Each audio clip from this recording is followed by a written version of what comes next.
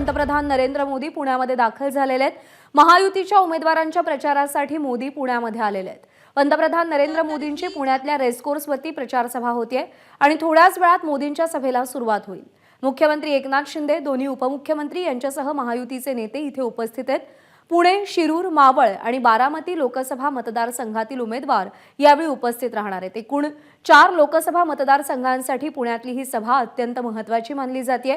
पुण्यामधून भाजपकडून महायुतीचे उमेदवार आहेत मुरलीधर मोहोळ, शिरूरमधून शिवाजीराव आढळराव पाटील हे घड्याळाच्या चिन्हावर निवडणूक लढवत आहेत। मावळमधून श्रीरंग बारणे आहेत, तर बारामतीमधून सुनेत्रा पवार लोकसभेच्या रिंगणात महायुतीकडून उमेदवार म्हणून उतरलेले आहेत आणि या 4ही उमेदवारांच्या प्रचारासाठी एकत्रितरित्या पंतप्रधान नरेंद्र मोदी पुण्यामध्ये सभा घेत आहेत। आपण दृश्य पाहतोय, पुण्यामध्ये पंतप्रधान नरेंद्र मोदी यांच्या हेलिकॉप्टरचं आगमन झालंय।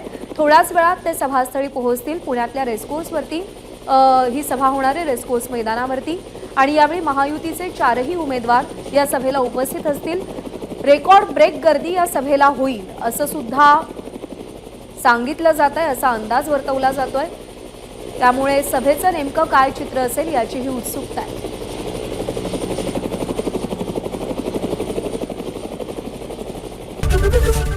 एबीपी माझा, उघडा डोळे बघा नीट।